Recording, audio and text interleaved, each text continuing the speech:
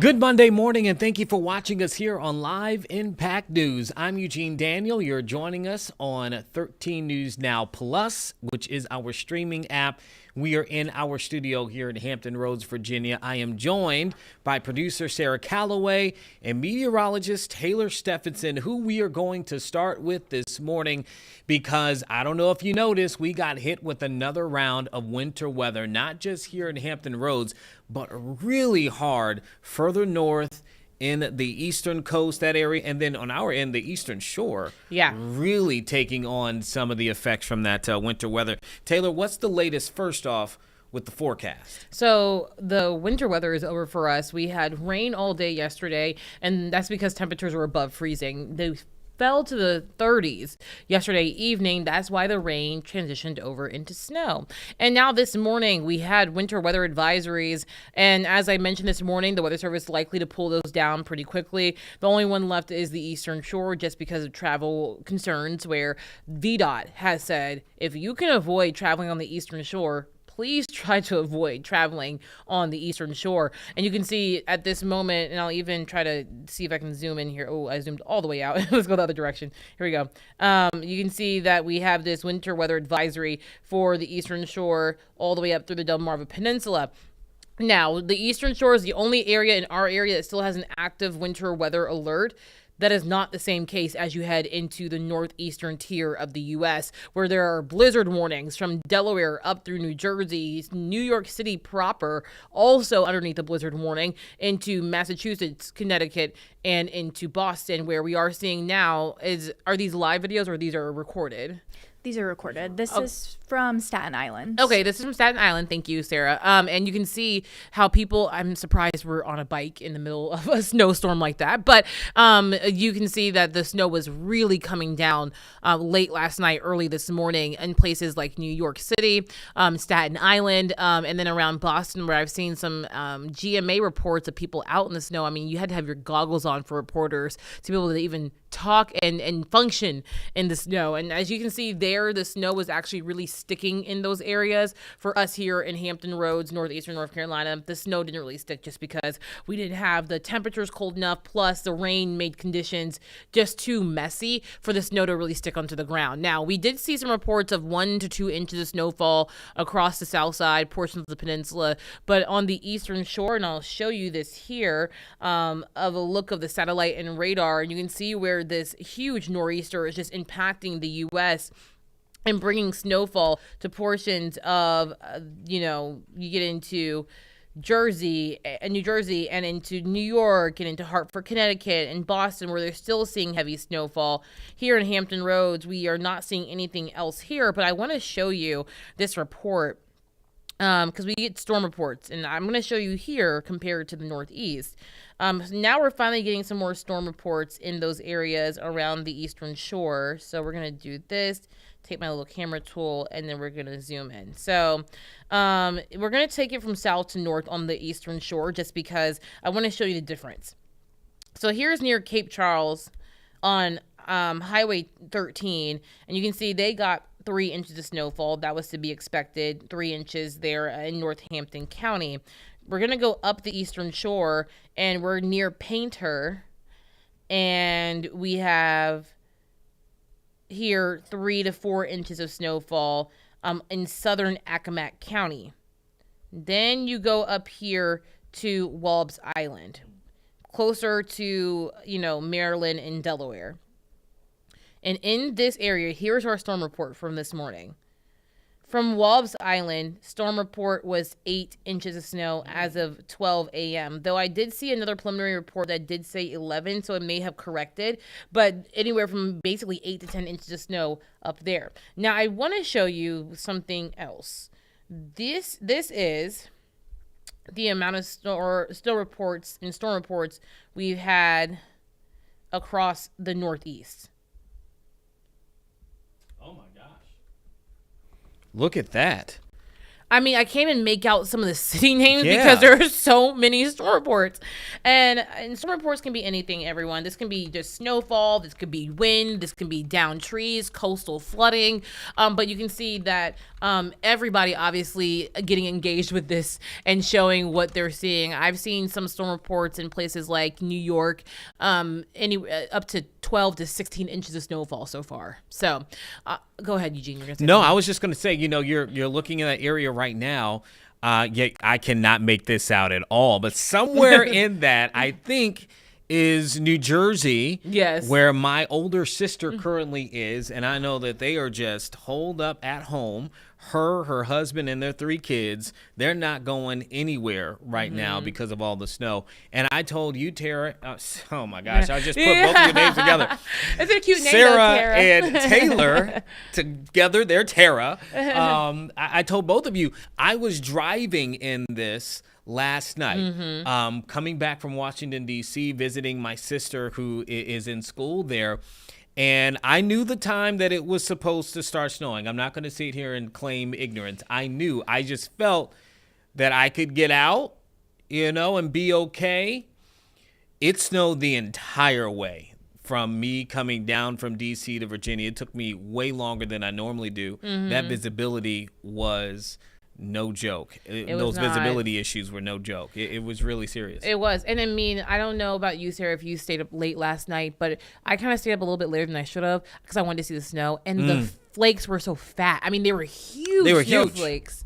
What did you see when you were out? Yeah, I live in southern Virginia Beach, and it had started coming down by the time I had gone to bed, and it was sticking a little bit. And then when I came out this morning, I had some stuff on my car still, but it wasn't like fluffy. It looked like snow. It looked like it could have been fluffy. And then when I tried to, get it off of my car, I was like, oh, I can't just brush this off. Now, Taylor, you said something earlier today, and I was listening to you about the impact that the rain had in all of this, that it Right. rained earlier in the day. And when it does rain like that, how does that impact snow potentially sticking and what the roads could look like?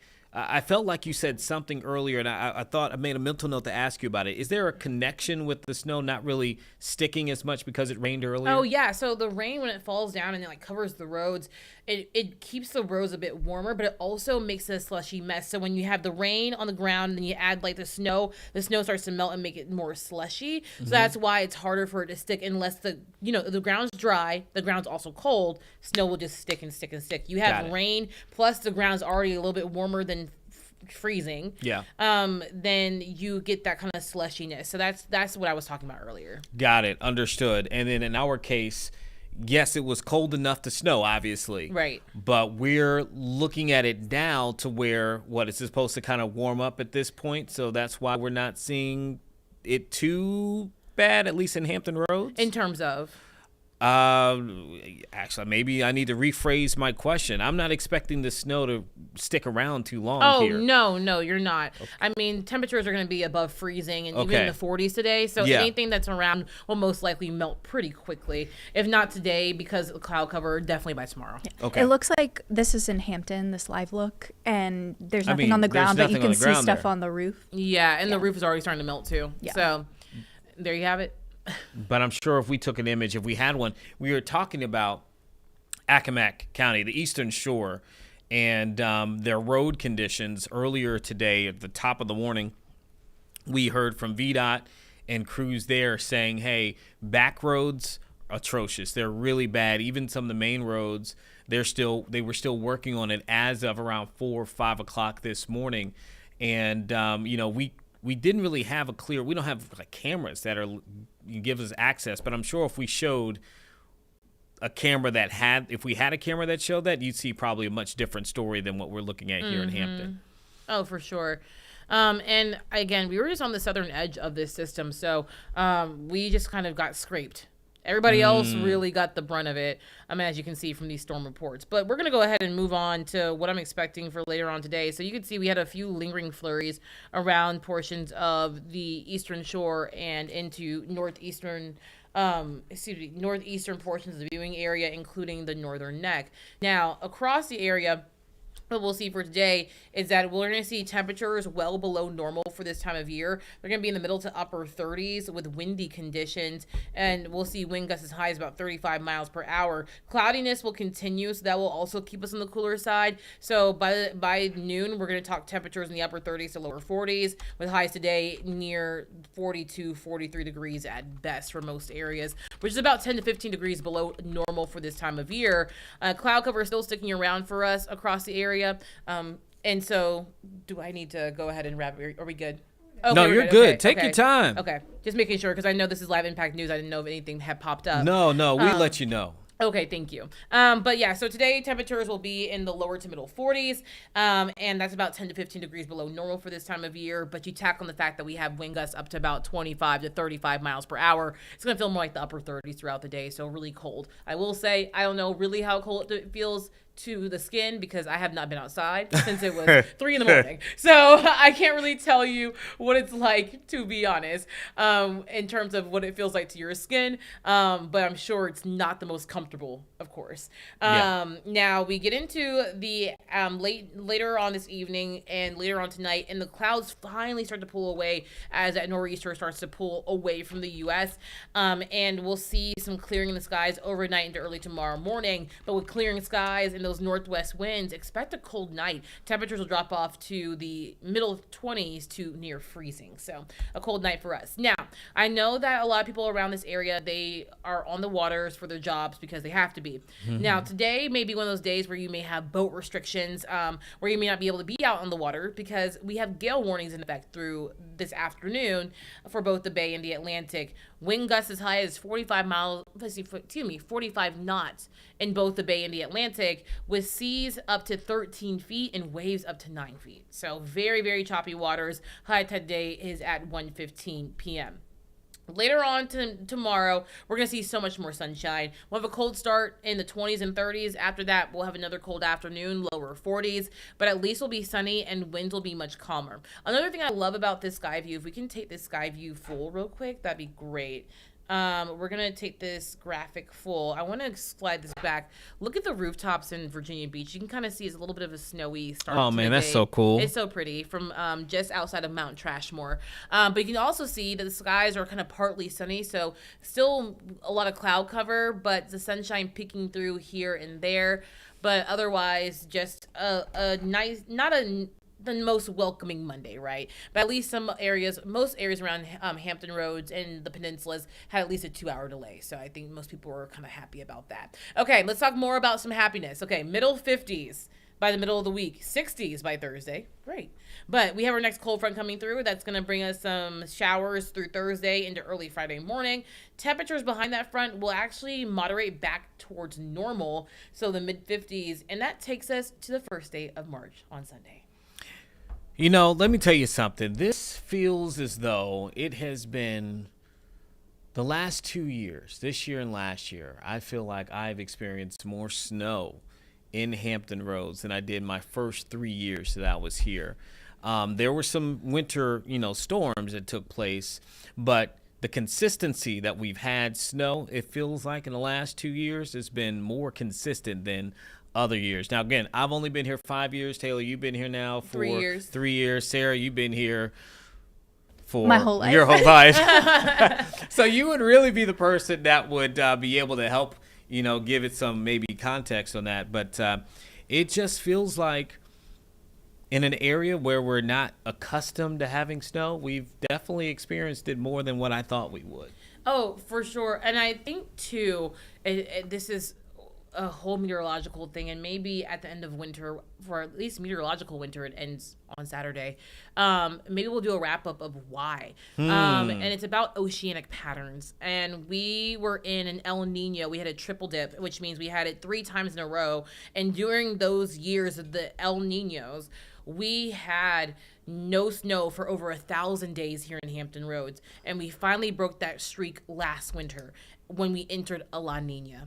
And so now we're about to go into, I believe, a neutral phase, which is neither La Nina or El Nino. But because we were in a different oceanic pattern, usually during those years, let's see if I can find that graphic actually. We had a graphic that said this. Now, this graphic may be outdated only because it was for last year's winter weather, but it still plays it still shows a story.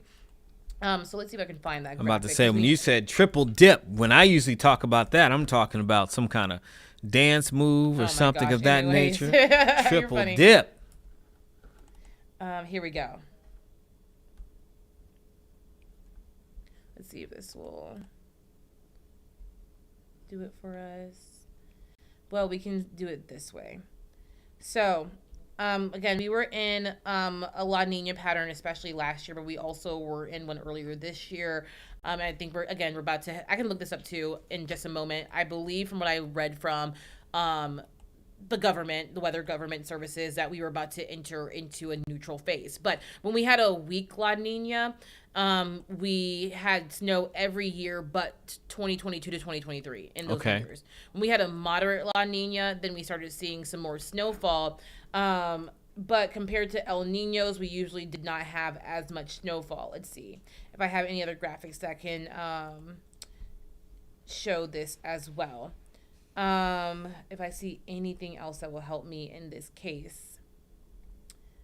It doesn't look like we have anything comparing El Nino to La Nina in terms of winters. We do have it compared to hurricanes.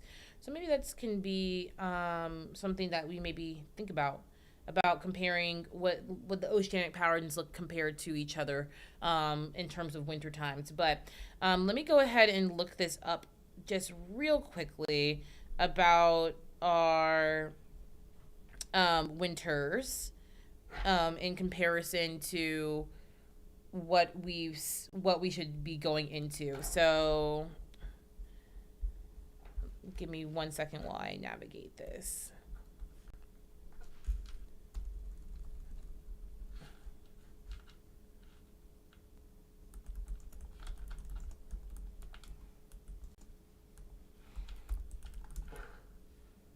And while she's doing that, while she's getting that up, can we do this, Sarah? Can we pull up Scan PC?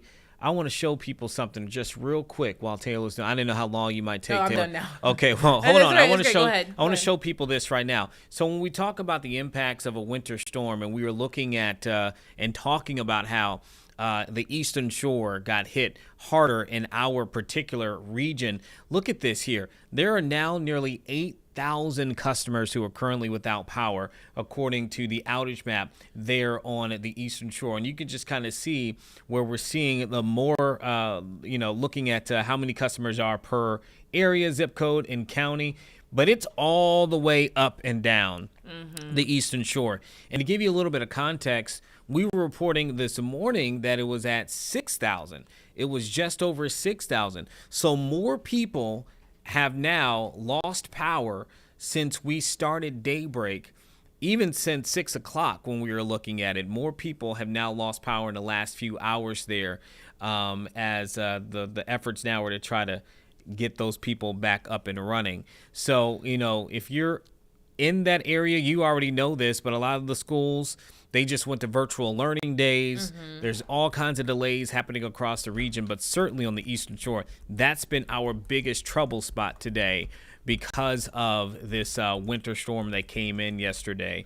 And we don't know when these people are going to get their power back. That's the one thing. We have no idea when that is going to happen. Okay, I just wanted to show people that. I may come back to it later on, but go ahead, Taylor. You found what you were going to show us. Absolutely, I did. So as I said, we were going to enter a neutral phase. And so this is from the Climate Prediction Center. And basically their synopsis is that we're transitioning from a La Nina to a neutral pattern from February to April, and that's a 60% chance. And that will likely persist through the summertime during June through August as well. I do want to look up, though, quickly as well, because that does talk about the summertime that also wraps in the hurricane season as well.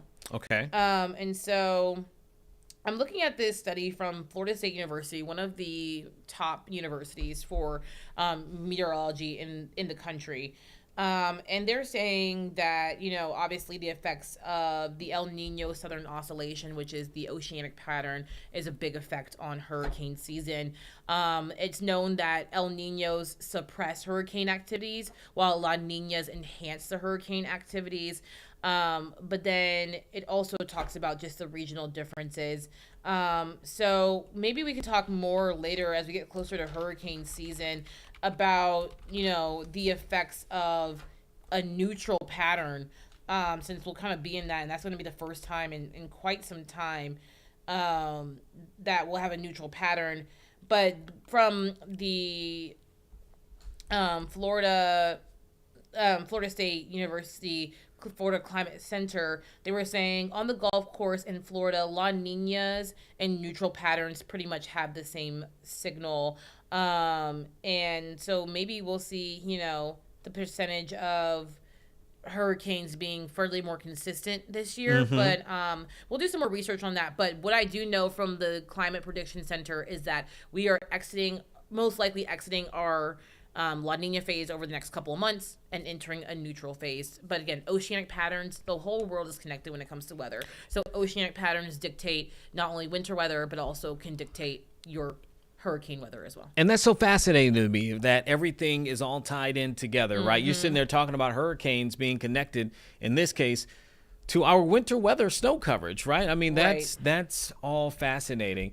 I know we got to take a quick break here. I do want to give the 7 day. Did I already Go do ahead. 7 day forecast? I don't think we did. I did. Did we do a 7 day? We can do another check. We talked about it. Yeah. I don't know if I saw the graphic. Okay, We can we'll do one more check. if you Okay, want. Yeah. we'll do a quick I know we check. talked about it. I don't know if I saw the graphic. And that's okay. I did a quick look. I remember, because the only thing I remember is that I know that we talked about March being on Sunday. That's why I remember.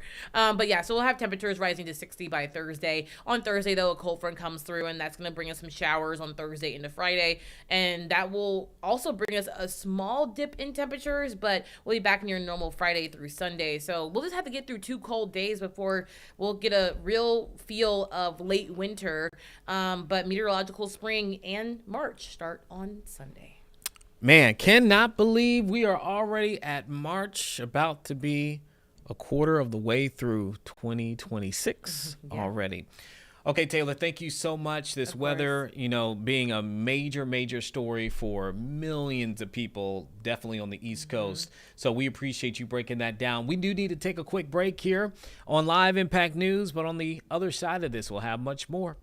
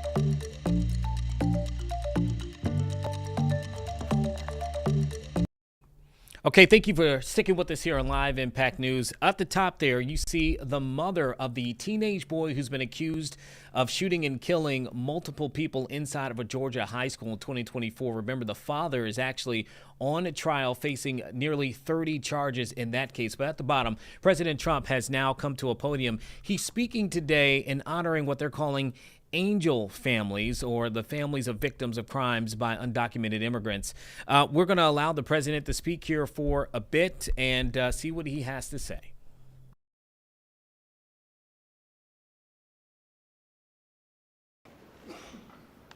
Drug dealers, murderers, 11,888 murderers were allowed into our country by the Biden administration. These are the angel families that we love, that for decades our government betrayed and our media totally ignored, and I've seen it. When I first got involved with the angel families, I had a meeting, it was so sad. And they got up and spoke, and the media literally just turned off the cameras. They didn't want to hear them. It was my first glimpse as to what was happening. These are sick people that cover stories like that, or that don't cover them, which is worse. Everyone in this room not only suffered an infinite loss, they were the victims of politicians who put the comfort of foreign criminals before the safety of American citizens and American patriots.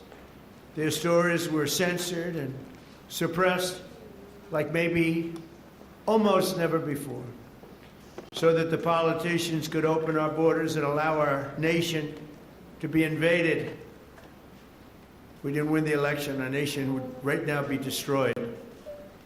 But under the Trump administration, their suffering is forgotten no longer.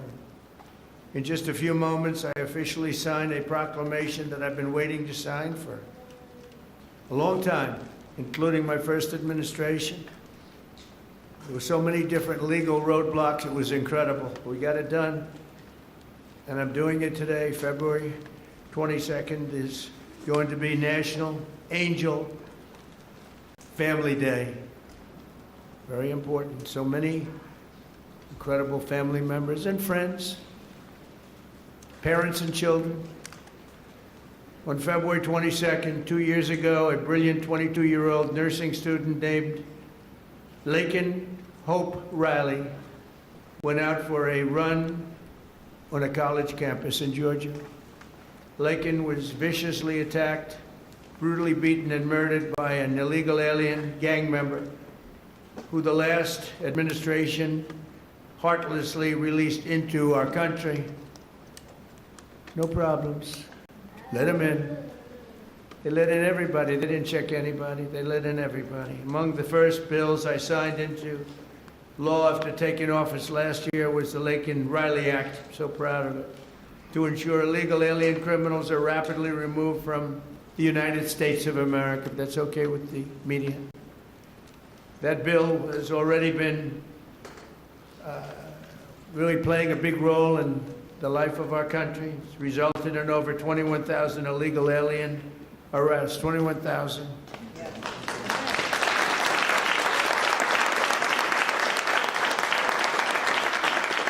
We're joined this morning by Laken's parents, who I have gotten to know. These are incredible people. And I want to ask Laken's mother, Allison, to please come forward and say a few words, please.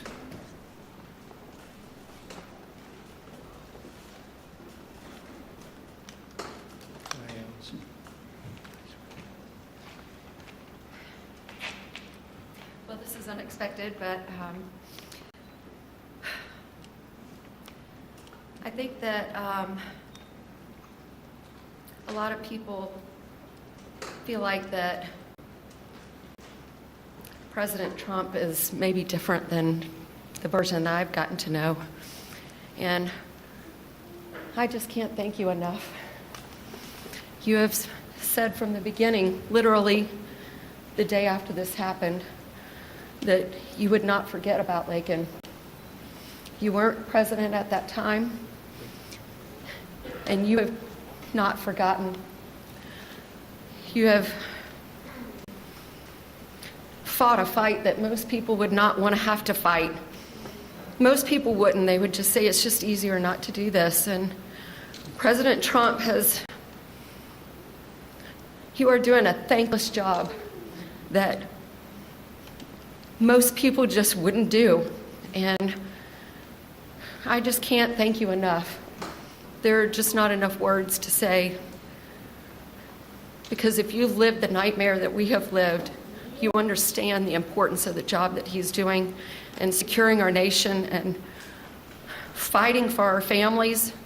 Because this could be any family. This happened to my family. This could be any one of your families. And Laken was the most responsible, hardworking, kind, selfless, beautiful Christian. And she wasn't somebody that put herself in bad positions. She didn't make bad choices. She was just a good girl. And she just wanted to go for a run that morning after she'd gotten up at 4 o'clock the morning before to decorate her roommate's door for her birthday. And she did everything for everyone else. She expected nothing in return. She just wanted to be a good friend and a good sister and a good daughter and a hardworking nurse. She was working so hard for. And I'm beyond blessed and thankful that you're honoring not just Laken, because she's one in a ton of people that have suffered at the hands of illegal immigrants. She's not the only one. And so thank you for honoring all of them, not just Laken. And we're just beyond grateful. Thank you. Thank you so much.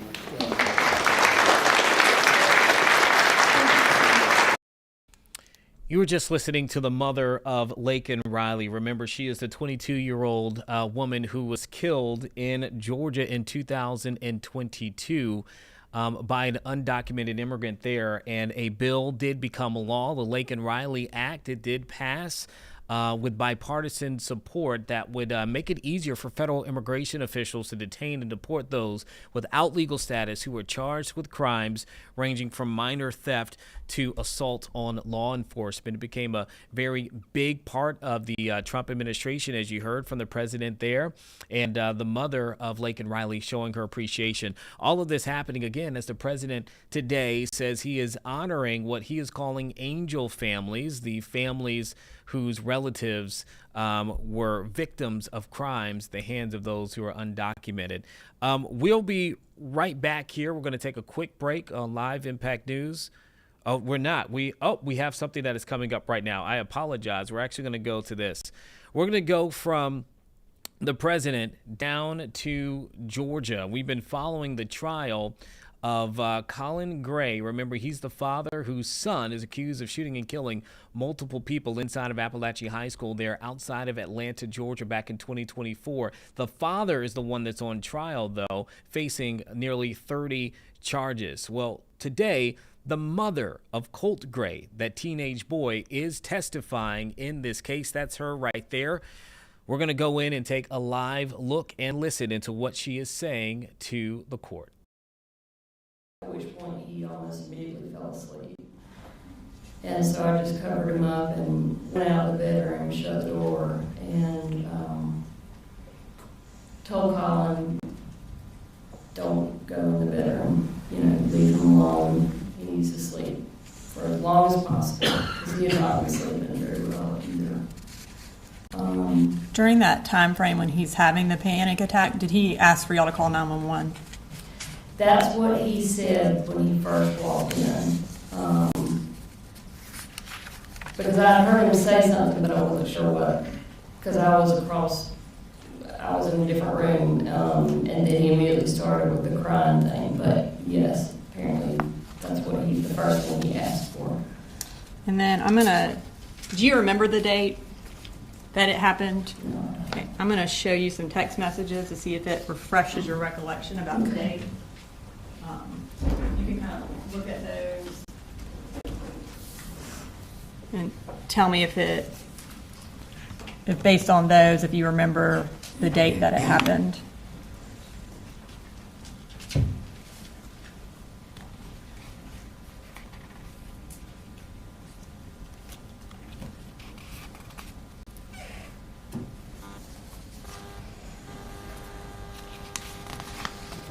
Okay, yeah.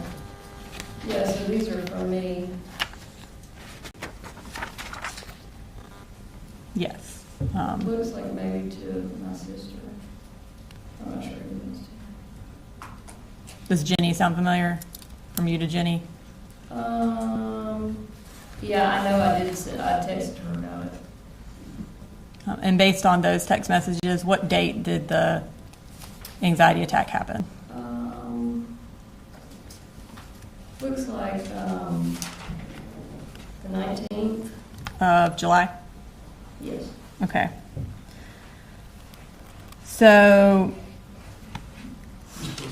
This is a good jury needs to Yeah. practice. This is good. it's perfect time. Ladies and gentlemen, we'll go ahead and take a 15-minute break.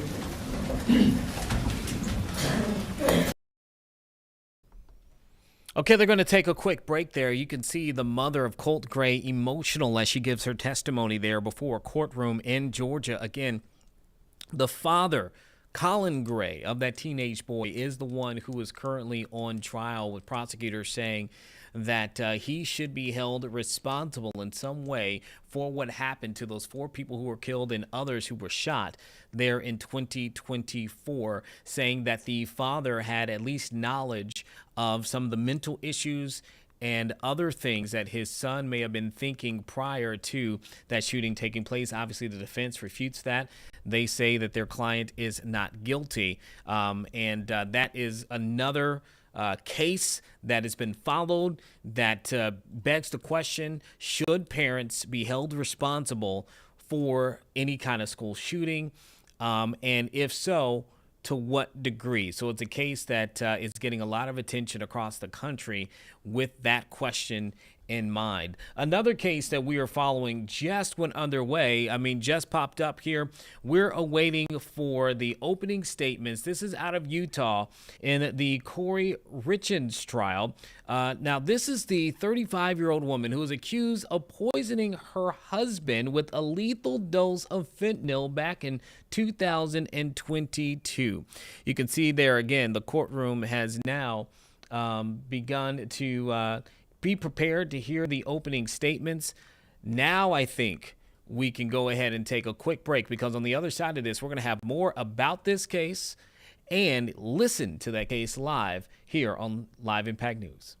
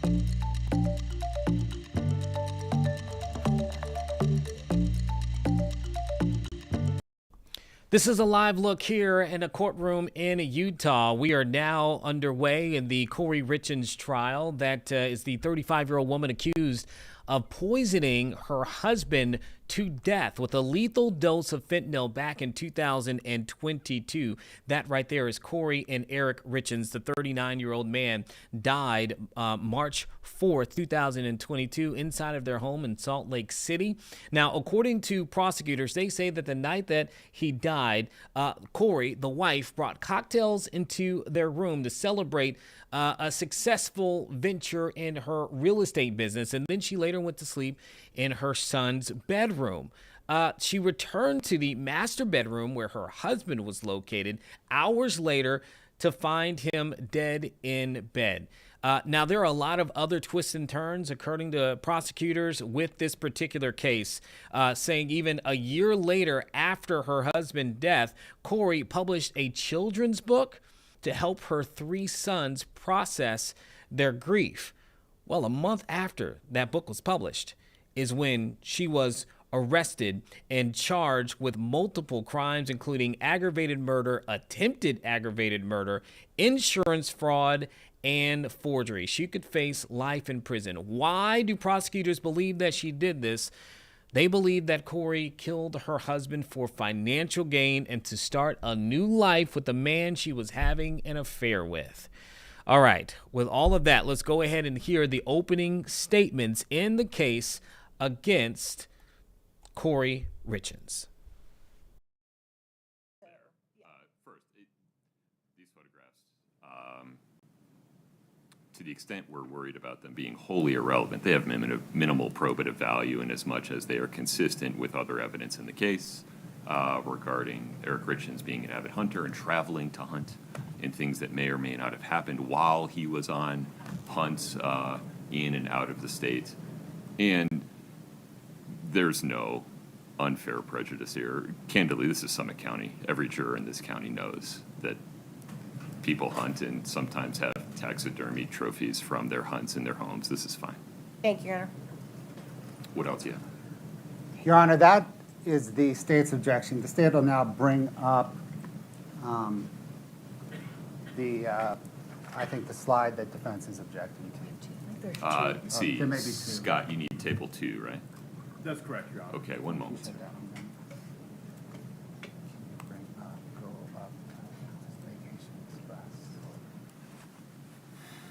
Your Honor, while he's looking, did you have a copy of the preliminary instructions? You just given the same ones. Did you make any changes to the preliminary instructions you're going to read the jury this morning? I emphasize in the note-taking instruction that we do not have transcripts of the testimonies, that they will need to rely on their memories. And all the rest are the same? Thank you, Your Honor. Yep. I had a please here and there, if you care, but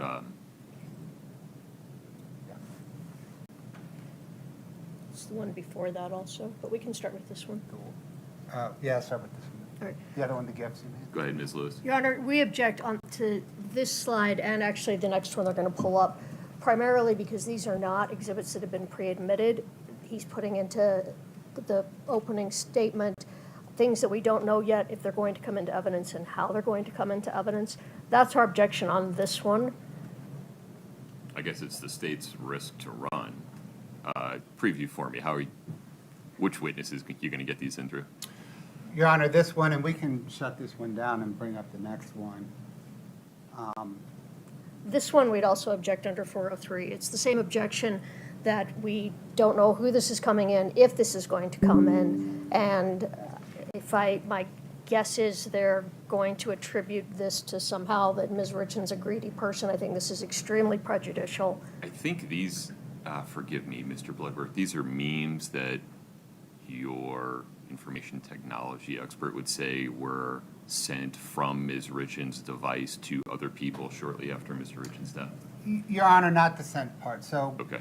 for both the first exhibit and this second exhibit, the Chris Cotodemos is the witness that will, the state will move to admit these through. He will essentially testify that when conducting a forensic examination of the defendant's phone, he found that first document in a document folder in her phone, and he found the thumbnails and pathways to these 3 gifts in an image file in her phone. And that image file shows a date and a time that they were accessed, but it doesn't provide information as to whether they were sent or not. What's the date they were accessed? They were accessed at 8:30 a.m. on March the 4th, 2022. And just complete the sentence for me. What had happened on March 3rd? Well, Your Honor, Eric Richards was pronounced dead at 3:58 a.m. on March the 4th. And the very last of medical examiner personnel, sheriff's deputies, crime scene techs exited the house at 8:30 a.m. And Mr. Costradimos will testify that the pathways, internet pathways to these 3 gifts were accessed on March 4 at 8:30 a.m. So there's how it's coming in. Ms. Lewis, forgive me, you were making a 403 argument. Yes, Go ahead. well.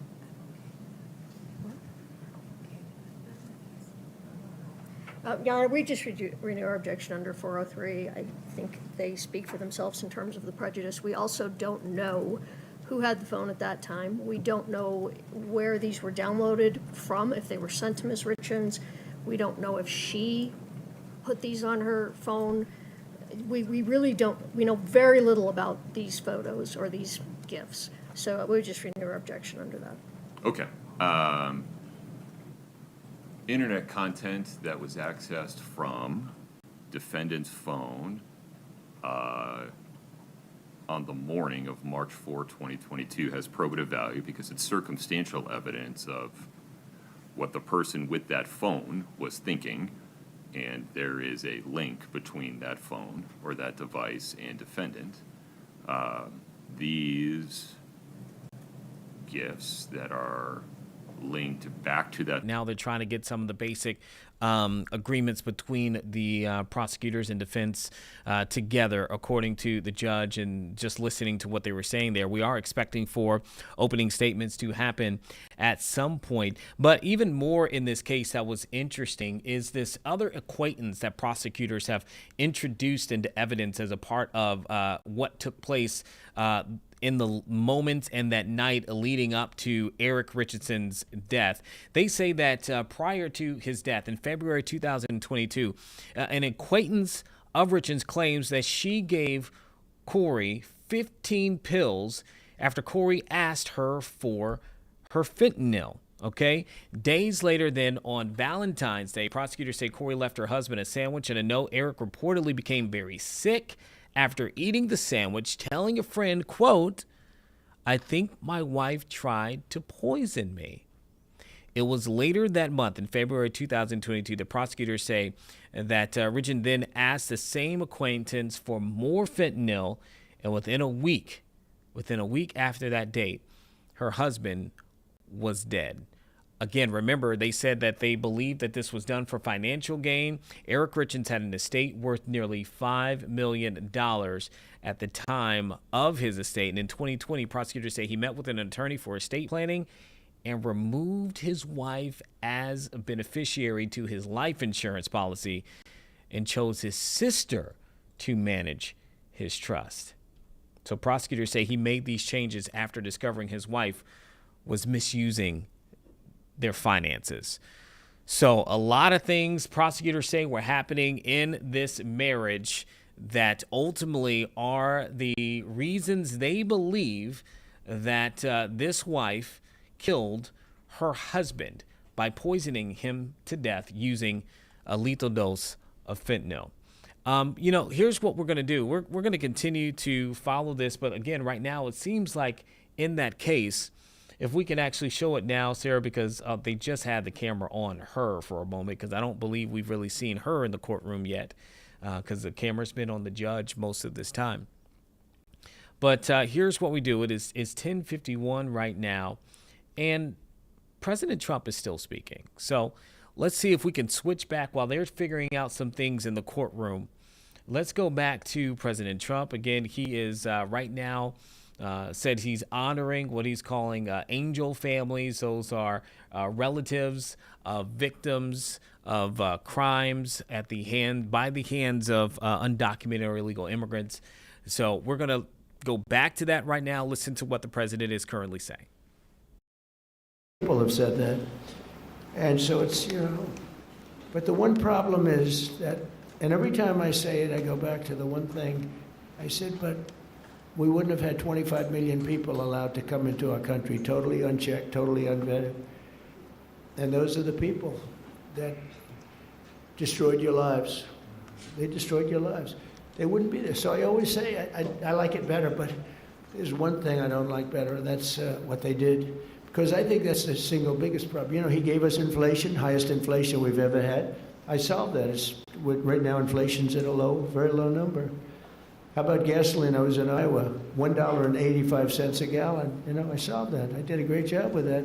Prices are coming way down, and I'll get them down further. But, Christ, no matter. By the way, if I came up with a cure for cancer, they would say, he should have done it years ago. There's not a thing I can do where these people are going to give me credit, and that's okay because we won in a landslide, so the people understand. The people understand. But the one thing that I regret about the election and the process, because it's a much bigger, more important, you look at what we're doing throughout the world, we're respected like we've never been before. But the one thing that I can't do anything about is that he allowed 25 million people, many of these murderers, drug lords, criminals, people from mental institutions. They emptied their mental institutions, Tom, is that right? All over the world, not just in South America. They emptied their jails, many of them from all over the world. Why? Why would we do this? And they walk in, nobody even asks for, do you have an identification? Do you have an ID? It's so crazy. The mayor of New York, and he's a very nice person. I met him, but his ideology is not too good. But we're having a massive snowstorm right now. And I've heard that he's asked people to come out and help shovel the snow. Okay, so you get a shovel and you start shoveling, right? What the hell, you're not going to help too much, but you can help. And hello, darling, how are you? Noah, right behind you, look, my friend, right? Are you okay? Yes, you. Are you okay? Are you okay? I'm doing very well. I just Good. want to give you a hug when this is all Good. Are your eyes okay? Wednesday. They I gave her money to get her eyes fixed. A lot of money to get her eyes fixed. That doctor ripped me off, but that's okay. And when do you go? Wednesday I go for surgery. It was postponed because they said the grief caused me to have 2 heart attacks. Well, you get them done. It's an operation, but it's 100%. It's great. It's Wednesday. Good. You're going to have 20/20 vision. She's almost blind, cataracts. She's almost blind. And with one operation, that will take a very short period of time. Hope you have a good doctor. I hope so too. He's an expensive doctor, top of the line, right? But you know what? You're going to have 20/20 vision. Because I noticed you're wearing glasses. I saw you yesterday on television wearing glasses, and I said, well, but anyway. But, speaking of your family, it would be a lot different right now, except for the election. So I always say, it's too bad that happened. And if I had it to do again, it's despite the tremendous job we're doing now, I wish it could have been the other way, because we wouldn't even be having this meeting right now. There'd be nobody. I wouldn't have gotten to know you. But it's gotten to know you under very bad circumstances, right? The worst circumstances. So, one of those things. But the thing I can't understand is why the press isn't more supportive. They're so dishonest. The stories, the polls, they poll you, they say, oh, the angel moms. I think the angel moms are the finest people I've met. I mean, the angel moms and families and dads, but these are unbelievable people. Why are they so angry with angel moms? They had their child killed. Stories that are so horrible, I'm not going to mention. A couple of people are in the room. What they did with the child after they murdered the child. It's not even, and These people are actually on the side of the criminal. I don't get it, Tom. Someday you're going to explain it to me, but I don't think you can either. Okay, you were just listening to the President of the United States. Again, he is there. Earlier in this speech, he was honoring what he is calling angel families. I explained that to you. You mentioned Laken Riley, and even had the mother of Laken Riley speak there from the podium. The president speaking about his policies and his belief in what needs to be done for immigration here in the country. He's been speaking now for a little bit. About how long at this point, Sarah? Maybe 30 minutes or so that he's been up there at this point. So we've just been kind of listening in on and off there. We took the moments in which the mother of Laken Riley spoke and listened to that as well. But what we're going to do now, I do believe, is 10:57. We're going to take a quick break, getting us into 11 o'clock. And on the other half, we're going to have so much more here on Live Impact News, including, again, live looks at both those trials, one in Utah, one in Georgia, of those cases, one involving a wife accused of poisoning to death her husband, and the other a father who has now been hit with nearly 30 charges after his son allegedly shot and killed multiple people at a high school. Should he be held responsible for that? More on the other side of this break on Live Impact News.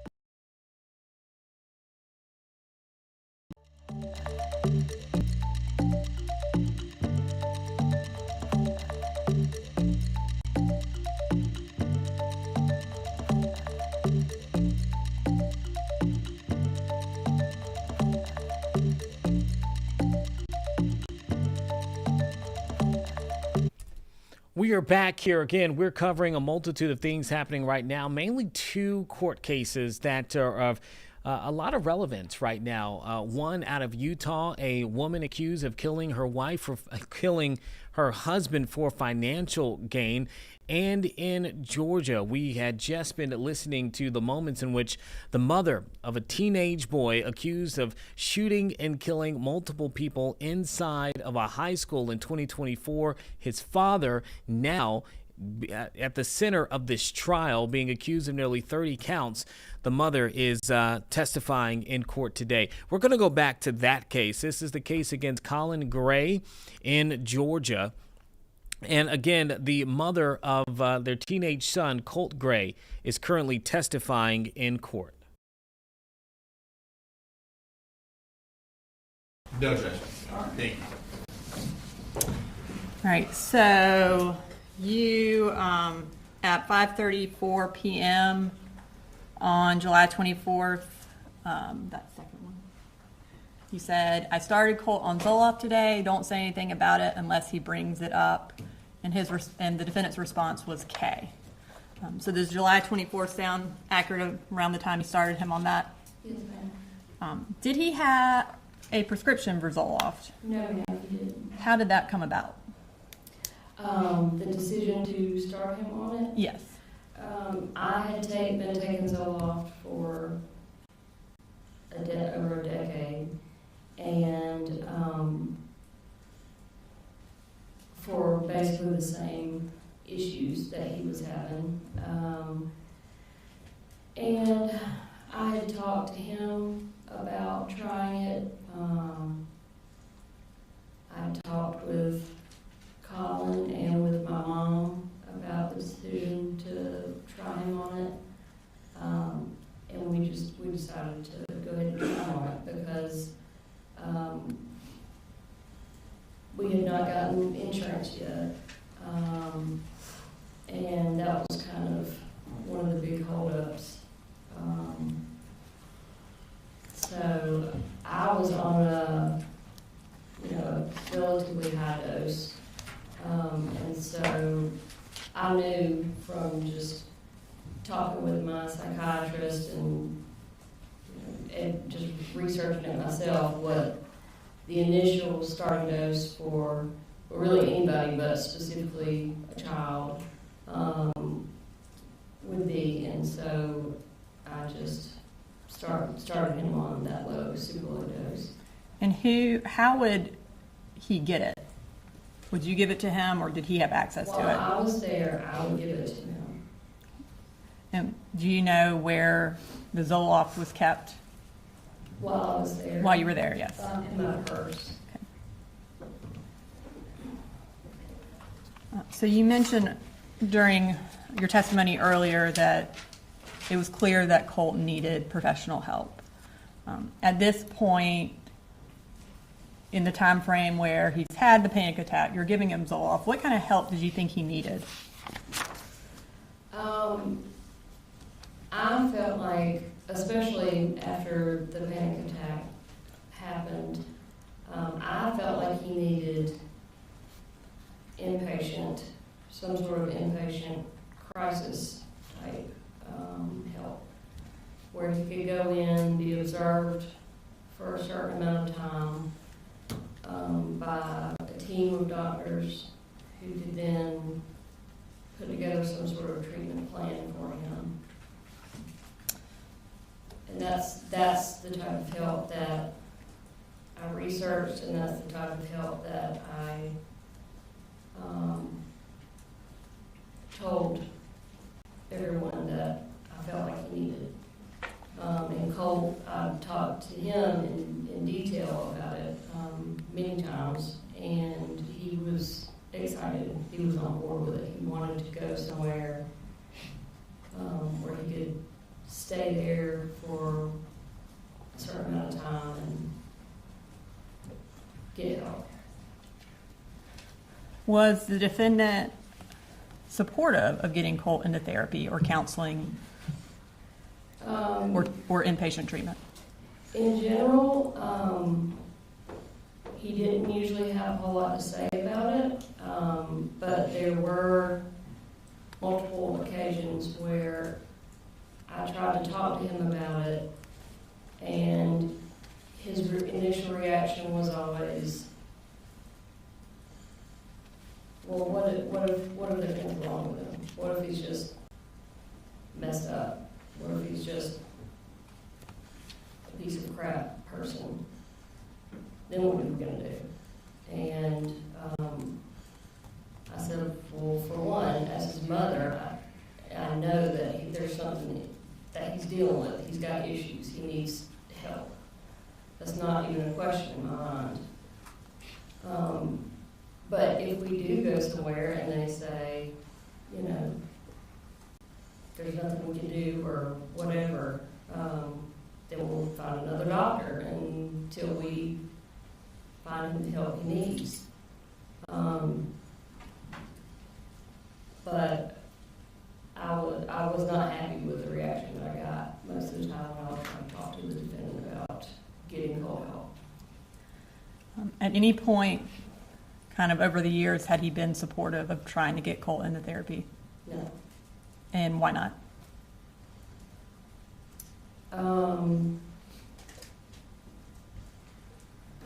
different reasons. I mean, nothing that really I felt was a valid reason.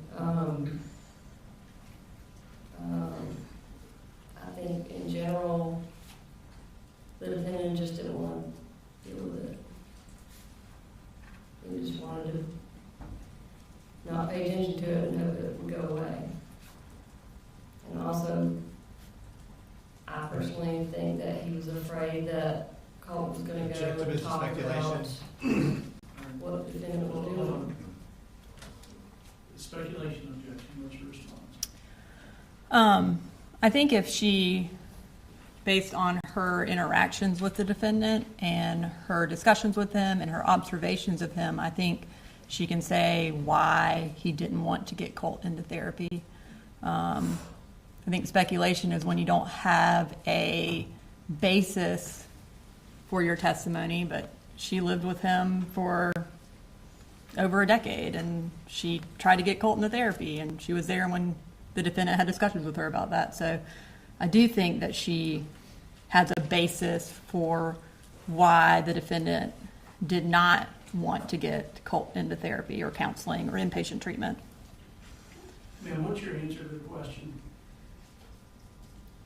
My personal opinion is that he was afraid that Colt would go in and start talking about the emotional, mental abuse that he was suffering at the hands of the defendant.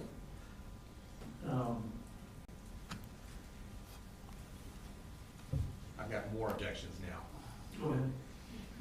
So, that would be character, which the state and I discussed before we did this, and I don't think the state knew that answer was coming. I think I'd like to make a motion outside the presence of the jury. All right. Ladies and gentlemen, for the time being, I'm going to ask you this. One, step out, but two, disregard the last answer, strike it from your notes and everything.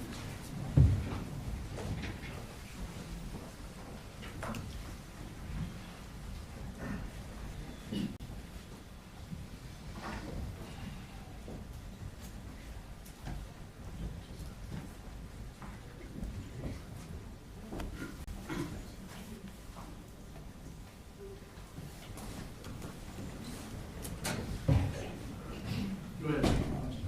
Yes, sir. Judge, at this point, we would move for a mistrial. The witness has put the defendant's character into issue. She stated that he was physically abusive and mentally abusive as part of her speculative answer as to why, in her opinion, that the defendant was against mental health treatment. She said that in the presence of the jury. As the court knows, they're not allowed to introduce character evidence, specifically bad character evidence, unless we open the door to it, which we have not. And under 24404A, evidence of a person's character or a trait of a character shall not be admissible for the purpose of proving action in conformity therewith. So based on all that, Judge, we'd move for a mistrial. Mr. Brooks. So bad character evidence would be related to something different from what he is charged with. So he is charged with having warning signs related to Colt, which included his deteriorating mental health condition, his violent tendencies, his school shooter obsession. There's going to be testimony that the defendant and Colt were physically aggressive with one another. He says it in his statement that Colt would bull rush him and strike him, and that he would hold him down. And Jenny will testify to physical fights between the two of them, and that is directly related to the charges that he is facing. And I think she said mental and verbal abuse is of Colt. She did not say of herself, which is what Mr. Hobbs' initial objection was when we discussed it, that she could not talk about the defendant's treatment of her, which she is not, and that is what I admonished her on. You cannot talk about the defendant's treatment of you, and she has not done that. She hasn't violated any sort of admonition from the state, and Miss Daniel wrote the quote down: emotional and mental abuse at the hands of the defendant is what she said. Again, I think that goes directly to what we're on trial for. So it certainly isn't a mistrial. Additionally, it was the court that asked her to say her answer. The state didn't elicit it at that time. So this is certainly not some grounds for a mistrial. Again, I made my argument already about she has a basis for why he didn't want to get treatment. She's made statements about what he actually told her about not wanting to get treatment, which is that, what if our son is just messed up? Which is essentially kind of along the lines of he doesn't want him to go in and tell people what's going on in their house. And that's what she's saying. He doesn't want him to get treatment for his son because he doesn't want Colt to tell people what's going on inside the house. And him not getting treatment for his son is directly related to why he is charged. Like, granting a mistrial on this would be completely out of line. Anything else, Mr. Howard? No judgment. All right, so I'm going to deny the motion for mistrial. It doesn't change any prejudice to the defendant that I invited the response as opposed to the state. I'm going to instruct the jury that they're to disregard her statement that she believed it was because Colin was abusive to Colt. And again, the issue here is, the overall issue is, what was Colt going through, what was Colt's mental health, what did Colin know in this relevant period of time. If it were true that Colin were physically abusive or mentally abusive to Colt, to me that doesn't necessarily shed light on the critical issues. And again, it may flesh out differently with other evidence. But I'm going to tell the jury to disregard the statement that she believed it was because Colin was abusive to Colt. Tell them that that is speculative and inadmissible at this time, and disregard it, and we'll see what happens with later evidence. All right, bring it back to you.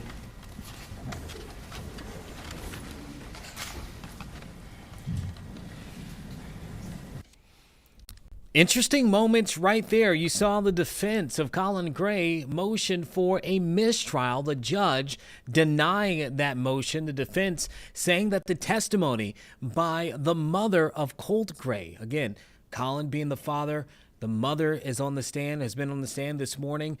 Some of the things in which she said, the defense said, should not have been stated in front of the jury, specifically speaking to their argument, no character evidence before the jury, saying that he was emotionally and mentally abusive. That shouldn't have been said. They claim in front of the jury.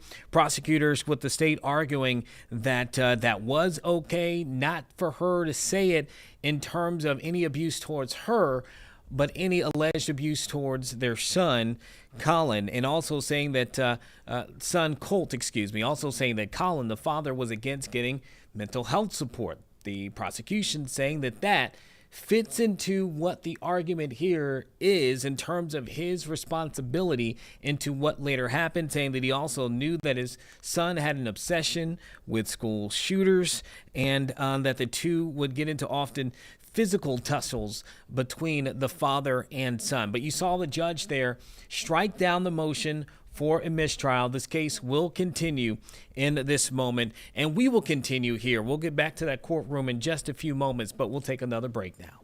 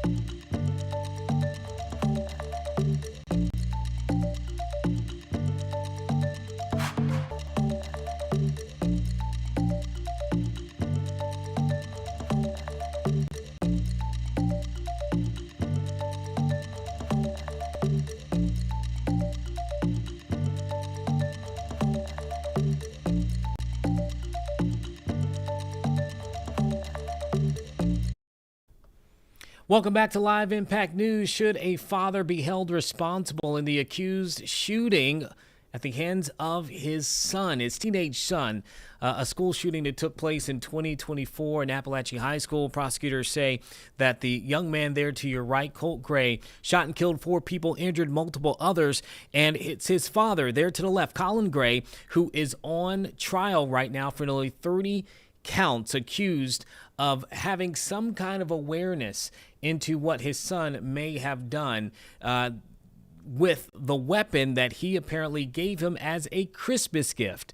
Now, right now, the mother of Colt, Marcy Gray, is testifying in the courtroom just moments ago because of something she testified and something she said in court in front of the jury. The defense tried to motion to have a mistrial. The judge denied that. But to give you a little bit of focus here on what we are hearing and what we could potentially hear from Marcy, is to get any kind of intimate details of what Colin Gray, the father, may have known about their son and what he may have done with that knowledge. Just last week, Marcy's mother, Colt's grandmother, testified saying that the father bought that AR-15 style rifle as a Christmas gift 9 months before that shooting at Appalachian High School and left a gun in the boy's room, even though he knew his son had mental health struggles. This testimony likely to be a key part of this trial. So let's go ahead and listen to Marcy Gray as she gives her testimony in court. Documentaries, him and I specifically, but there was no definite focus on just school shooter documentaries or anything like that. These conversations that he would have, would they be out in the open? Yeah. Would the defendant ever be around for them? I'm sure he was, yeah. And you said that they started becoming more prevalent closer in time to the shooting? Well, I won't say, I can't really say if they were more prevalent. It was just, because I had not been there before. So I don't know how prevalent they were prior to that 5-week period that I was there. And then, do you remember having a conversation with GBI agents kind of about his discussions about school shooters right after the shooting? I remember being interviewed by the GBI. And do you, I can't remember exactly what we talked about. I completely understand. Do you remember, though, talking to them about Colt having developed or having discussed one particular shooter in recent months? Nicholas Cruz. Okay. Was the one that I remembered that name specifically. Did Colt ever make any references to wanting to look like a school shooter or to dress like one? I don't remember him specifically saying anything that he wanted to look like them. I know he talked about their looks, but from what I remember, it was typically almost kind of like making fun of them or, their crazy hair or whatever. Kind of, do you remember in that same GBI interview talking about a specific discussion you had with him where he joked about completing his school shooter outfit? I do. He was talking about a vest. His dad buying him a vest. And he said it in what I thought was a joking manner, because he was laughing, and I would never think that it would be anything other than a joke, but he said something, he was talking about getting the vest, and he said, I gotta finish my school shooter outfit or something like that. Her dad's gonna finish my school shooter outfit.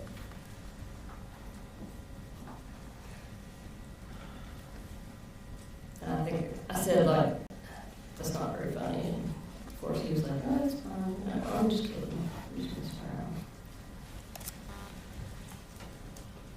During this time frame, July to August of 2024, did he have an interest in firearms?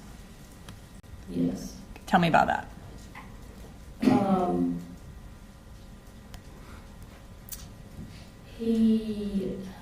Well, I know it was a shared interest that him and his dad, they would go to shooting ranges to practice, and they had gone deer hunting. And so, like I said, it was a shared thing that between them, or just kind of a bonding thing. And I think that was the start of it, I guess. But then as he got more items, I guess you could call them, he got more interested in it. And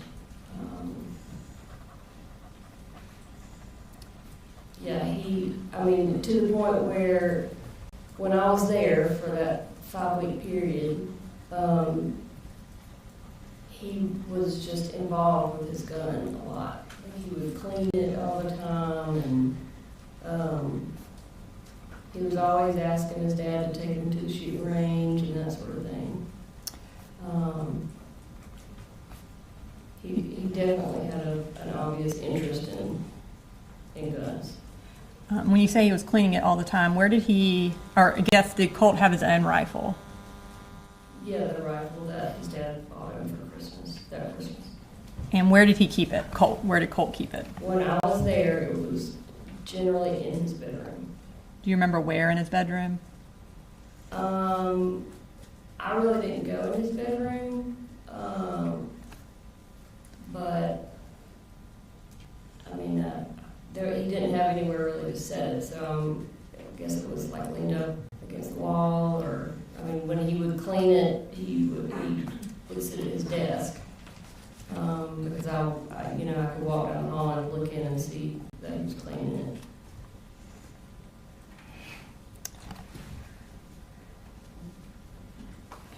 So I want to turn your attention to August 15th of 2024. Did you and Colt have a physical altercation over the gun that day? Yes. Or I guess regarding the gun. Can you tell me about that? I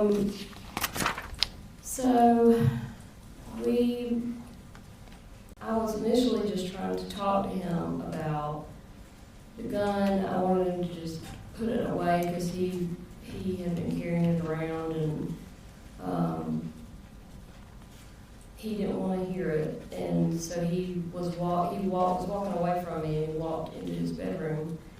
And I was walking behind him, and I stopped at his doorway because I wasn't going to follow him into his bedroom. And I said, just give me the gun, I'm going to put it up. And I was standing right behind him, and he said, get out of my room. And I said, I'm not in your room, Colt. Just let me have the gun, I'm going to put it up for a little while. And he turned around and just kind of in one big sweeping motion kind of hit me with his arm / gun. But it hit me very hard enough that it knocked me backwards across the hall. And there's a bathroom directly across from his bedroom in the hall. And he knocked me into that door frame. I ended up hitting my head on the door frame, and basically fell to the floor because I hit it really hard. And I laid there for a couple minutes, and then ended up getting up and just going back to the bedroom, to Colin's bedroom, and laying down. I'm going to show you a picture, and go ahead. It's from State's Exhibit 158, which is Colt's cell phone extraction, and we're going to display that for the jury. Can you tell us what that is a picture of? That's me after I fell to the ground and I was just laying there with my hands over my head and over my eyes before I got up to go lay down. When you went to lay down, or after that, did you call the defendant and tell him what happened? I don't think so. I didn't talk to him about it really at all. Okay. Did you, at some point, did you leave Barry County kind of close in time to that fight? Yes, I did. Tell us what prompted you leaving. There was a number of reasons. Over the 5 weeks that I was there, my anxiety had started going up, like I knew it would. And that's why I'm not planning on staying there long term. And so it was getting to a point where, I had the kids enrolled in school, insurance was set up, and I really needed to find myself somewhere else to live. That was not with Colin. And I felt like I could get it done better and faster if I was not in that house with him. So I called my parents and asked them to come get me, which they did. I just felt like it was to a point where I felt like things were okay, so they were settled, at least I had the kids seeing outside adults at that point. And I planned on coming back in a relatively short amount of time to make sure Cole went to see someone, and B, just to see my kids again. So, kind of summarize, August 16th, the next day after the fight, you go home. Before you go home, what do you do with the Zoloft? So before I left, I had taken a certain quantity of my Zoloft, and it required me to break the tablets in half and then in half again for the dose to be small enough. So I took a bunch and went ahead and broke them down so that Colin wouldn't have to worry with that. And then on our way out of town, we stopped by his workplace, his work job site. And by his, again, do you mean the defendant's? Yes, sorry, Colin's. And I had it in a Ziploc bag, and I gave it to him. Okay. Close in time to this fight, did you have any discussions with the defendant about storing or securing the rifle that was in Colt's room? Yes. Okay, tell me about that. This actually came up multiple times, and ultimately I asked him if he would just take the guns and put them in his truck, because the large gun safe that we'd always had when we were married, or for most of our marriage, was not there anymore. And he kept saying, well, it's they're on the top of my closet. I said, that's not good enough. Might as well say, well, they're under my bed. They need to be locked somewhere. And so I thought the best answer, without him having to go out and spend money on a new gun safe, was to lock them in his truck. And initially he said he would. Okay.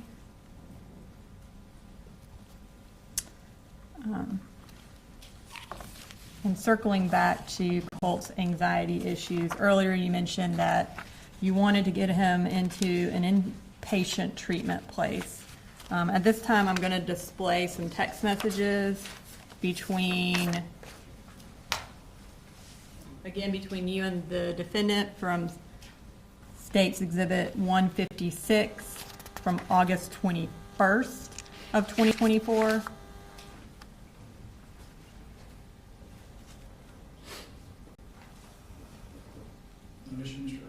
No objection, Judge. All right, and we're going to bring up that second text message. Okay, so it says it's from My Pretty. Was that what Colin called you? He called me pretty girl. Okay. And then on August 21st at 4:38 p.m., you texted him, "This is what Colt needs right now. They take our insurance and we will go there until he is stabilized and they figure out a treatment plan." And then the next message.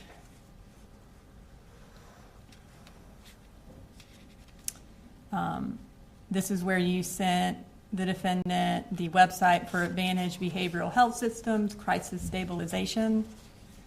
And that was at that same time of 4:38.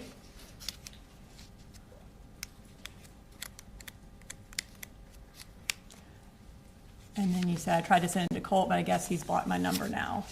And that was at 4:44. So was there a time period you weren't able to talk to Colt while? It was very short, like maybe a couple days. Okay. But I did end up sending that link to him, and we talked about it a good bit. And he was, like I said, he was excited about it. And we'll get to, I think, those text messages in a minute. But on August 21st, when you sent that to the defendant, was that the inpatient treatment place you wanted to get Colt into? Yes. And where was it located? In Athens. Okay.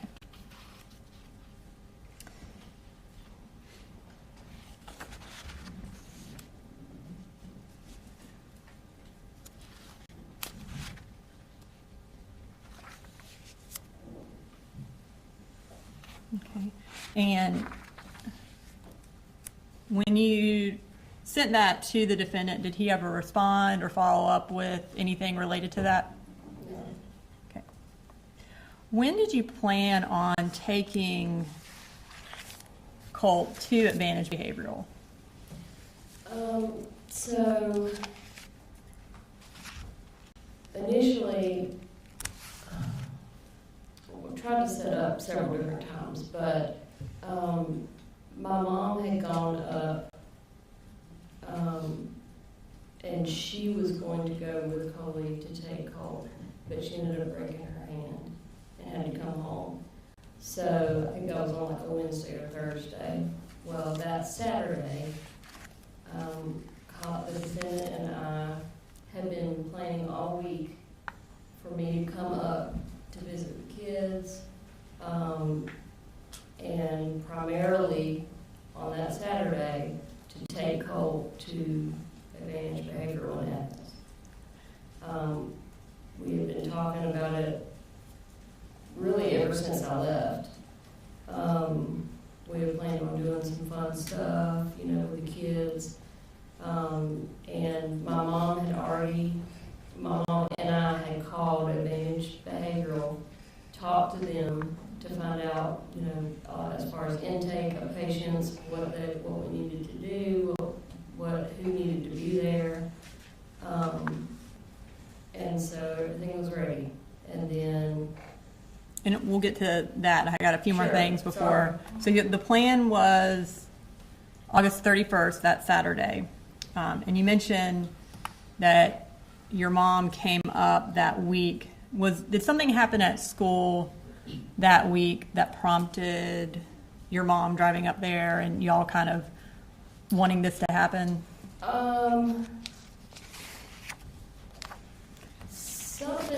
My mom had a conversation with Colt about, I think, having a panic attack at school. For me, I mean, the urgency had always been there. I won't say that anything specific happened to make it more important. But, you know, when she broke her hand and had to come home, I was expecting, before she came home, I was expecting Colt to have gone somewhere, be somewhere getting help. And so when she came home and wasn't able to do that, I'd say my urgency as far as getting up there Saturday to take him somewhere, it went up at that point, for sure. Okay. So on August 26th, I'm going to display some text messages between you and Colt from State's Exhibit 159, which is your cell phone extraction. Any issues, Mr. Holmes?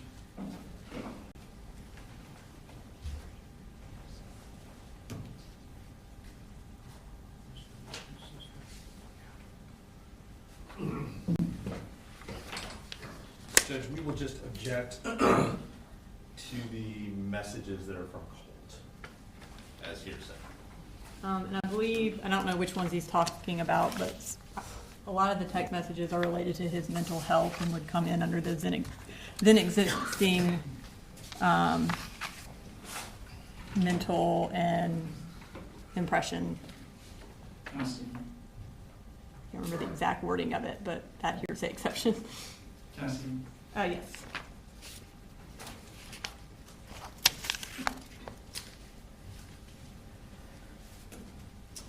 You're not gonna display that one.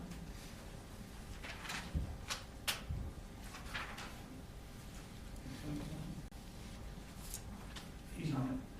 That one's not. He's green or blue. He's blue. You've been watching the testimony of the mother of Colt Gray, that teenage boy who has been accused of shooting and killing multiple people inside of a high school in Georgia in 2024, injuring several others. That man right there, his father, is the one who is on trial at the moment. You're getting insight from the mother into what possibly she and the father may have known prior to the school shooting about their son Colt's mental state, saying that he had shown prior thoughts positively in his mind for school shooters. You heard her mention the name Nicholas Cruz. Of course, that is the now convicted school shooter in the Parkland school shooting that killed 17 people several years ago. Also looking into him needing, according to the mom, some mental health support, which we heard her earlier say that she believed that the father was against that. Okay, so all of that is going into what the prosecutors are looking at in building their case, in which that man, again, the father, Colin Gray, gave their son, Colt Gray, a weapon, an AR-15 style rifle, just months before this school shooting took place. Prosecutors say he knew that the teenager had mental health issues, and that is something that they are trying to connect with the father and to hold him accountable in this case. Okay, we need to take a quick break. Just wanted to kind of recap some of the things we had heard just there. We will be right back for the final portion of Live Impact News.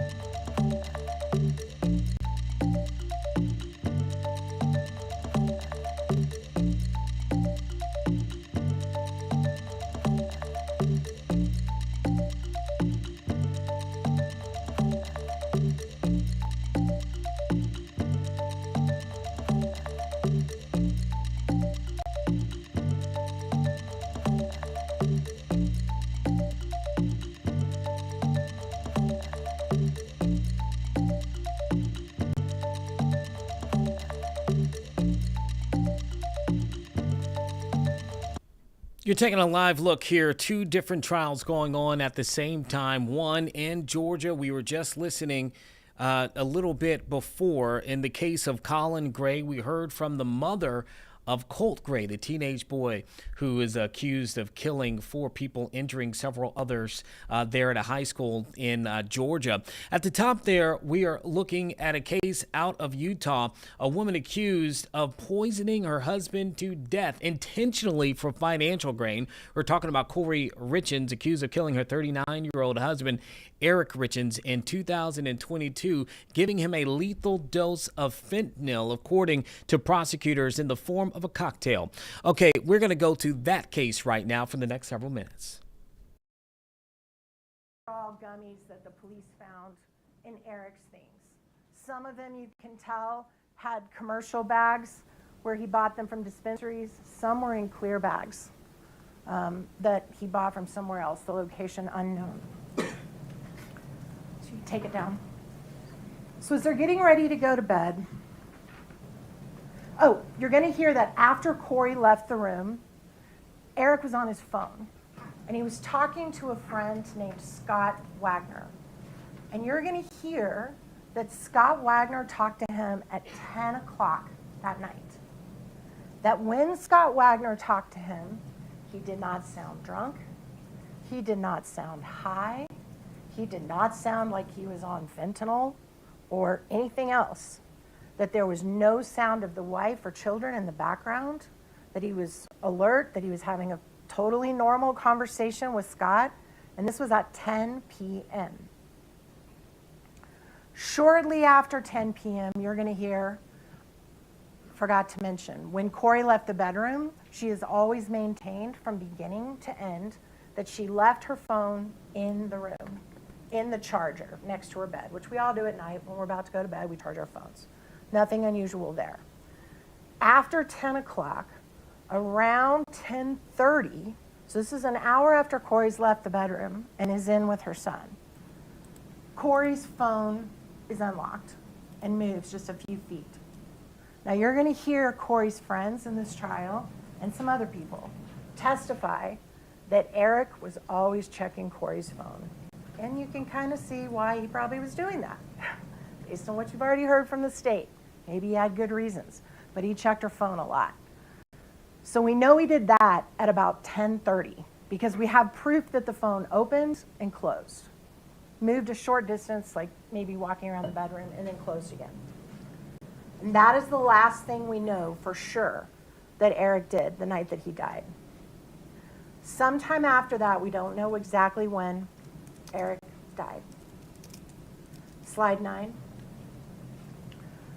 When Eric died, his Apple Watch was hanging on a charger, nice and neat. His phone was in a charger on the nightstand. He was lying in his underwear, like when you go to bed, and he was on his back on his side of the bed. So it appears pretty clear that Eric went to bed and fell asleep and died in his sleep. You're also going to hear, slide 10, that there was an empty pill bottle right next to him in his nightstand. And I want you to pay careful attention to this. The empty pill bottle expired in 2016. Made out to him for pain pills. That's going to become important later. Sometime after 3 a.m., Corey wakes up and comes back into a dark bedroom. You're going to hear she unlocked her phone. Probably, we're not going to dispute the times that the state just mentioned. The phone gets unlocked shortly after 3 a.m., which is what time Corey says from day one that she got up. She always tells the police, I got up at 3. The phone verifies that. The phone moved around the house a little bit. You're going to hear the distances in the house. There's going to be investigators that are going to tell you how many feet from the master bedroom to the bathroom to the kitchen. They're going to tell you about how many feet are in that house if you're walking around the house. It appears clear she walked around the house just a little bit for a few minutes. And then the phone stops being active, which is indicative of being back in the charger, indicative of not moving anymore. And a few minutes later, you hear the 911 call that you guys just heard. So that gives her enough time to crawl into the bed, touch her husband, and realize he's cold. Just about 3 minutes. That's all it took. And she picks her phone up, calls 911. You're going to see that the phone records prove all of this. At that time, I believe everyone's going to agree, and I think the state even admitted it in their opening, that's pretty clear he'd been dead for several hours. And you're going to actually see a photo when we pass, our blood pools in the position that we lay in. It's not circulating anymore because our heart's not working. And you're going to see a picture of his back. And you're going to see that the blood he had been dead long enough for the blood to pool on his back because he was laying on his back. So that usually indicates he'd been dead for several hours, and the medical examiner is going to tell you that. So those 6 hours, ladies and gentlemen, between 9 p.m. and 3 a.m., somewhere in that time, Eric Richens died. Somewhere in that time, he ingested a fatal dose of fentanyl. What you will never hear after 4 years of investigation, where as recently as 2 weeks ago, they were back searching that house. After 4 years of investigation and 5 weeks of this trial, you know what you're never going to hear? Is how that fentanyl got inside of him. Because there is zero evidence of that. To this day, slide 11, please, you're going to see that his death certificate, oh, that's the wrong thing, Katie. Just take it down. Sorry about that. That's the wrong thing. His death certificate reads that the manner of his death is still unknown to this day. You're going to hear testimony that a medical examiner has the ability to declare the manner of someone's death. It can be homicide, it can be suicide, it can be accidental overdose, it can be murder, it can be anything. To this day, the medical examiner, the professional that's the head of declaring how people die in the state of Utah, has never been able to determine the manner of Eric Richens' death. Now you're going to hear first responders and law enforcement tell you that no fentanyl was found in the bedroom the night of his death. But you're also going to hear them that they didn't search for it. You know, we've all seen the TV shows, the crime shows. What do you do if there's a murder, right? If you think there's a murder, tape it off. No one gets in or out. It becomes a crime scene. You search everything. You search the closet, you search the bathroom, you search the vehicles, you search the house, you search the office. They didn't do that. All kinds of friends and family, and you're going to see video of all the people that were in the house that day. There was no restrictions on anybody. Guess what was sitting in the sink? The cups. They were sitting there. They were never taken. They were never tested. Nothing. The nanny ended up putting them in the dishwasher the next morning, and they still had fluid in them. You're going to hear the day after Eric died, not day after, day of, they started interviewing Corey over and over and over again about what happened that night. You're going to hear for yourselves that her explanation of what happened that night has never changed from that call you just listened to, as far as the timing, as far as what happened. Never. Law enforcement secretly recorded her phone conversations for over a year after this incident. 2 years later, listening in to her conversations with her family to see if her story about what happened that night ever altered, ever changed. You're going to hear it never changed. You're going to hear that before Eric's body was even taken out of their bedroom, Corey was told the body was going to a morgue for an autopsy. So within an hour of the cops getting there, she knew there was going to be an autopsy of his body. And what happens when you have an autopsy? You figure out how someone died. That's what doctors do. They test your blood. They test your bodily tissues. So she knew that. But did she tell the police or the medical responders or the EMS, hey guys, you might want to check for fentanyl. My husband used it all the time. Did she do that? Because with one sentence, she could have taken all suspicion off her and made this about a drug overdose. But she didn't. As a matter of fact, she could have staged a whole drug overdose scene with fentanyl pills on his stomach and everything all over the place and say, gosh, I tried to get him in rehab for years and I couldn't. But she didn't. And you know why? Because she told her truth. She told her truth over and over again, and it's exactly what she told that 911 operator that you just heard and you're going to hear over and over in trial. I don't know what happened. Now you're going to hear that Eric Richen's family simply could not accept that. They needed someone or something to blame for losing someone they loved that wasn't Eric himself. And that's totally understandable. No family ever wants to believe that behind closed doors, someone they love is using drugs. No one wants to believe that. But the family's need to make sense of Eric's death went way beyond what you would expect a normal grieving family to go through.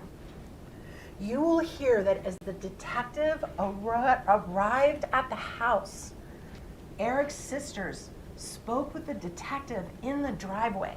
This is before anyone in the house knows how Eric died.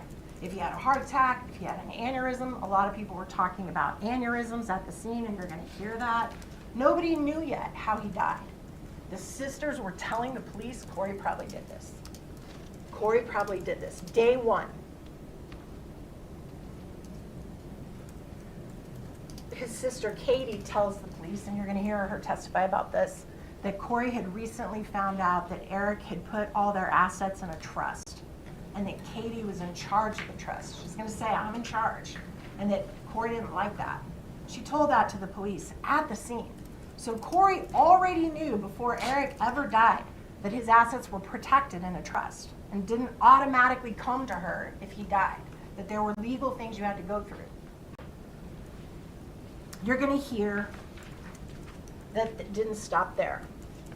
The Richens family hired a private investigator, and you're going to see how much they paid that private investigator, and it's almost $100,000.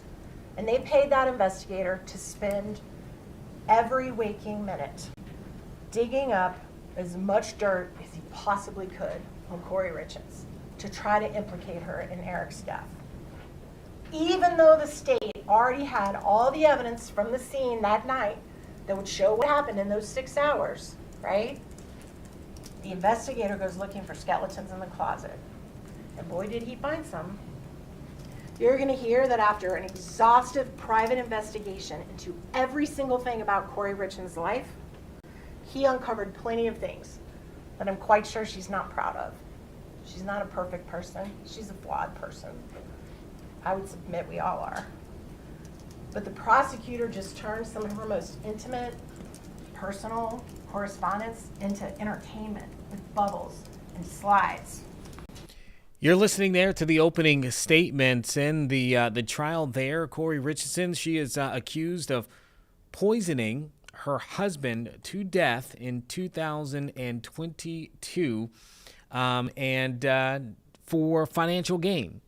And you just heard there from the defense saying that prosecutors have tried to dig up a lot of information to make their case against their client, and they intend to defend that she is not guilty of what they have said that she has done.